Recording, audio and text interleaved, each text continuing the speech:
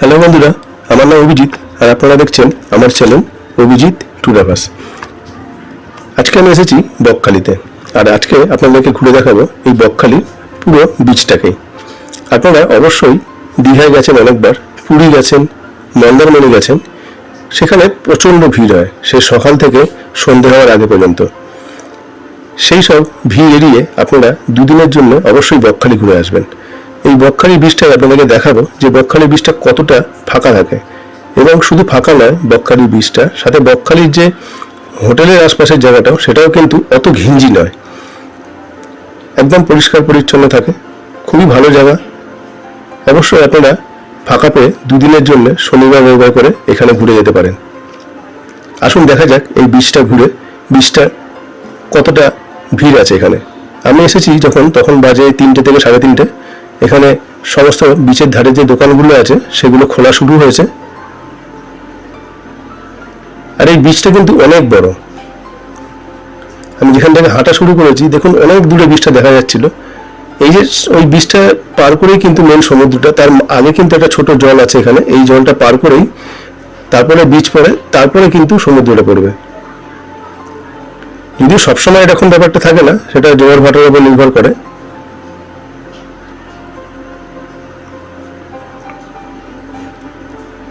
আর আমি জানিয়ে রাখি, এখানে কিন্তু আপনারা চাইলে ধর্মতলা থেকে গভর্নমেন্ট বাসে করেও এখানে আসতে পারেন।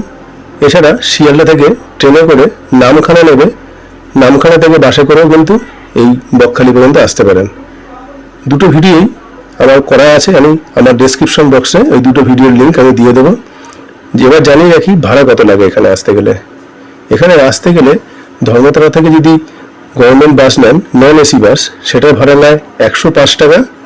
আর যদি আপনি গভর্নমেন্ট এসি বাস নেন ভলভো, সেটার ভাড়া নেয় 250 টাকা।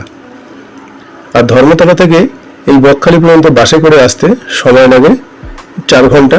আর যদি রাস্তা একটু জ্যাম থাকে তাহলে ওই 4.5 ঘন্টার মতো সময় লাগে।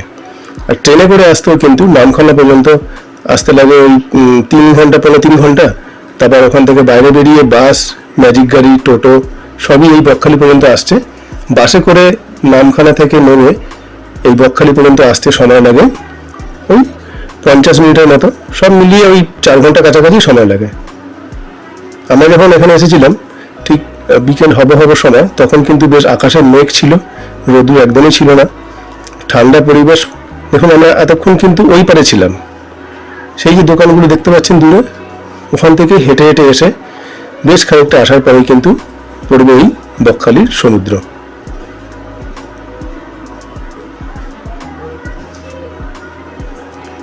দেখুন এমন কিছু লোক নেই, যদি বিকেল, তাও বিকেলেও কিন্তু দীঘাতে বেশ ভিড় থাকে।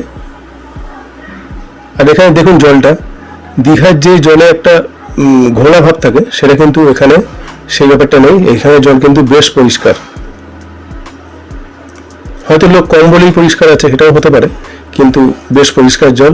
দীঘার মতো, যেমন দীঘায় যত ঢেউটা আসবে তত কিন্তু জলটা ঘোলা থাকে, এখানে দেখুন একদম পরিষ্কার পরিচ্ছন্ন জল।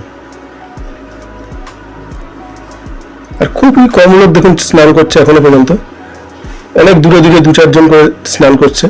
দীঘাতে তো এই দৃশ্য ভাবাই যায় না। দীঘাতে এখনো পর্যন্ত মানে চতুর্দিকে লোক থই থই করে এই বিকেল বেলাতেও।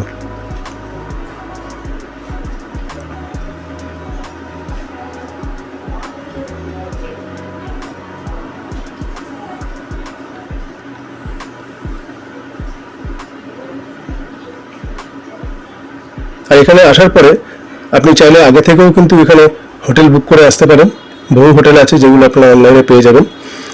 আর যদি হোটেল বুক আগে থেকে না করেন তাহলে কিন্তু আপনারা এখানে এসেও কিন্তু হোটেল পেয়ে যাবেন।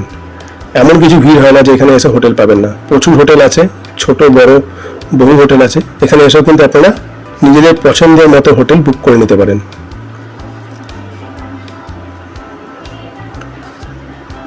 দেখুন বেশ বড় বড় ঢেউ আসছে, কিন্তু বেশ দূরে আছে ঢেউগুলো।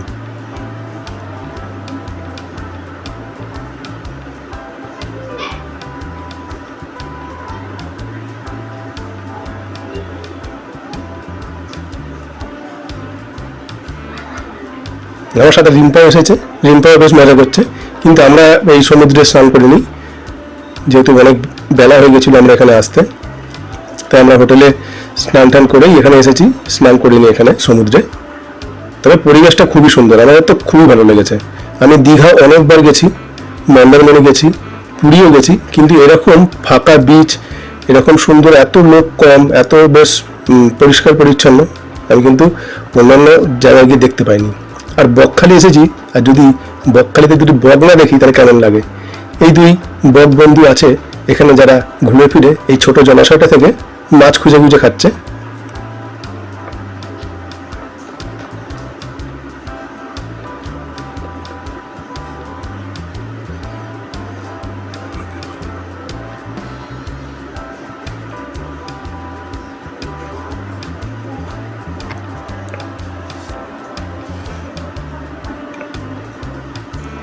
আর ঠিক তার উল্টো দিকেই এরকম সারিবদ্ধভাবে চেয়ার বিছানো আছে।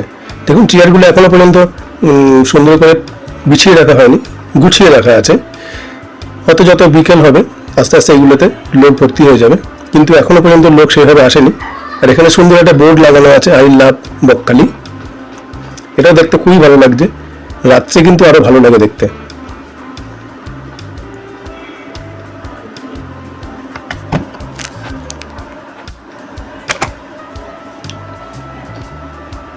অনেক ঘোরাঘুরি পরে এবার আমরা দুজনে একটু ভাবলাম যে একটু চা খেয়ে নিই। সবে দিদি গরম গরম চা করেছে দোকানে, তাই আমি আর রিম্পা দুজনে একটু চা খেয়ে নিলাম।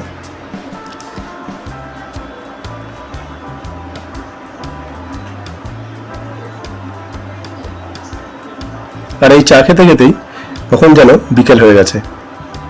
আর দেখি এই বিকেলের পরিবেশটা আস্তে আস্তে কিন্তু অনেকটাই চেঞ্জ হয়েছে। বেশ কিছু লোক এখানে এসেছে এখন। আর দূরে ওই দোকানগুলোতে বেশ লাইট জ্বলে রয়েছে, দেখতে কিন্তু খুবই সুন্দর লাগছে।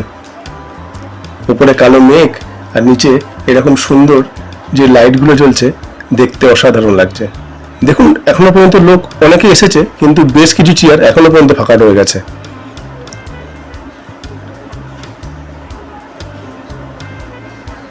আশা করব আপনারা দীঘা, পুরী বা মন্দারমণি ছেড়ে এই বকখালিতেও দুদিনের জন্য আপনাদের সময় কাটিয়ে যাবেন আর উপভোগ করে যাবেন এখানকার সৌন্দর্য। আবার দেখা হবে অন্য কোনো এক ভিডিওতে। তাই আজকের মতো টাটা, বাই বাই, আলবিদা।